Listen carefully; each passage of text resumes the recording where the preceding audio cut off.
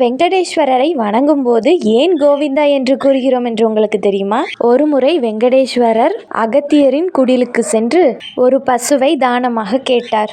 ஆனால் அகத்தியர் ஒரு பிரம்மச்சாரிக்கு பசுவை தானம் செய்யக்கூடாது என்றார். அதன் பிறகு ஸ்ரீனிவாசர் பத்மாவதி தாயாரை திருமணம் செய்து கொண்டு பசுவை வாங்குவதற்காக அகத்தியர் குடிலுக்கு சென்றார்.